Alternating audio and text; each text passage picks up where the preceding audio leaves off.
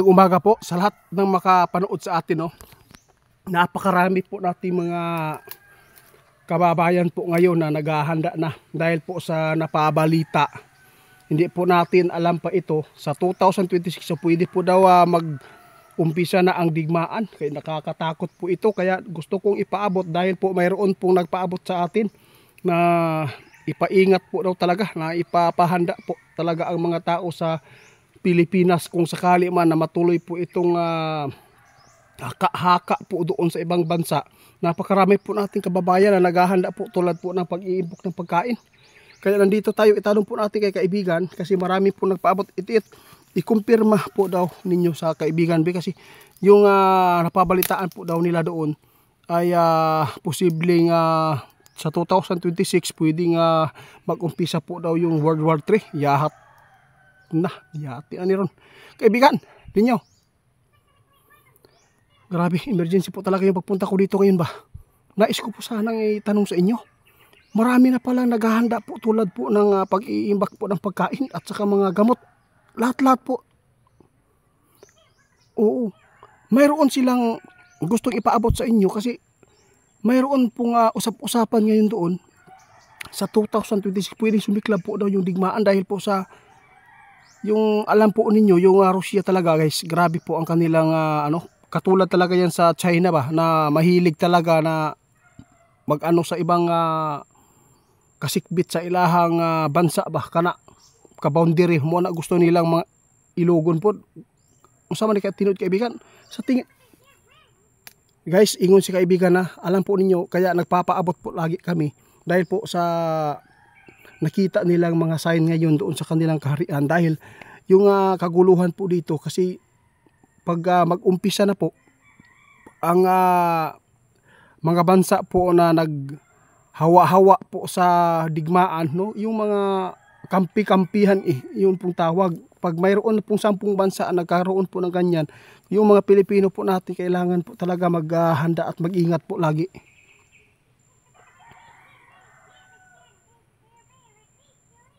Ito ang inyong nakita ngayon kaibigan.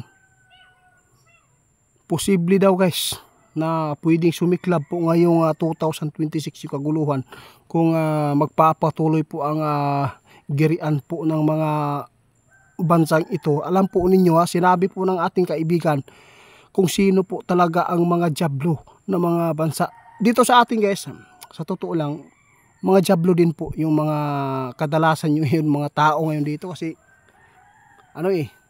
sarili lang pong kapakanan po nila ang iniisip, hindi po yung sambayan ng Pilipino. Ang nakakalungkot po dito, kung ikumpara po natin kung ano man po ang mga ginagawa po ng ating namumuno dito, ating mga kasamaan po dito sa Pilipinas, no? Kung ikumpara po tayo doon sa ibang bansa, mas higit po talaga ang taga ibang bansa kasi isakripisyo po nila ang kanilang kapangyarihan, no? Kahit ikamatay man ng mga constituent po nila doon na mga tao, mga membro nila diha.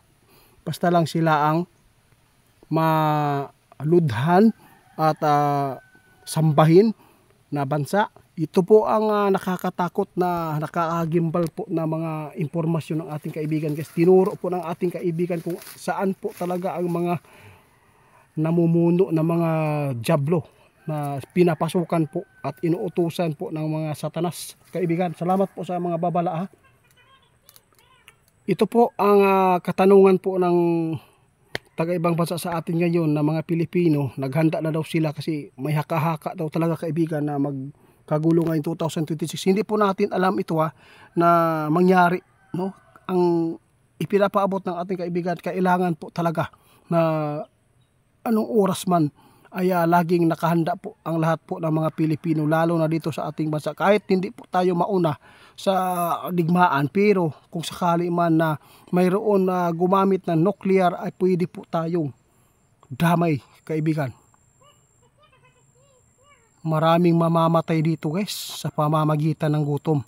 Ito po ang tandaan po natin kapag ang tao na hindi naghahanda ay lagi pong napapahamak. Yun po talaga ang realidad guys na totoo na sinabi ng ating kaibigan ngayon.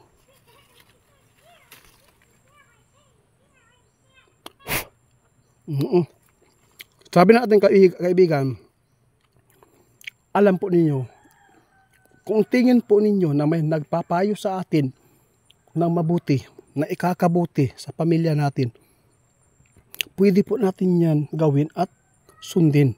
Dahil hindi naman po yan nakapagbigay sa atin ng kapahamakan. Guys, walang imposible sa mundo, walang makapangyarihan sa lahat kundi ang Diyos at ang panalangin po natin.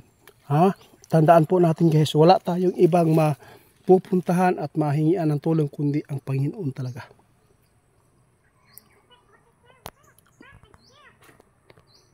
Kaya sa ngayon, sa lahat po na nagpaabot, kailan po ba tayo maghanda? Doon ba tayo maghanda kung nandun na yung putukan? Alam po lahat po ng mga store, magsisirahan na, magsirado na tanang guys, mag-close. Yun po ang sasapitin po ang mga tao na hindi nakapaghanda. Okay lang po kapag mayroon kayong mga pananim sa kabundukan tulad po ng yung sinasabi namin. Pag meron kayo niyan, posibleng makatatawid pa kayo ng matagal, no? At may panahon din guys, kung ano man po ang mga ipinapaabot ninyo at pagaganap po talaga daw yan. Kaibigan, salamat sa pagpapaabot at pagsagot sa mga nagpaabot na taga-ibang bansa ng mga Pilipino sa atin, dahil isa po sila ngayon ay naghahanda na daw kahit hindi pa daw natin paabot. Salamat po, salamat po. Shout out na lang po sa inyong lahat taga-ibang bansa. Mag-ingat po tayo kung ano man po ang mga balita na nakuha po ninyo. Pwede po nyo itanong sa ating kaibigan kung totoo po ba ito ang magaganap.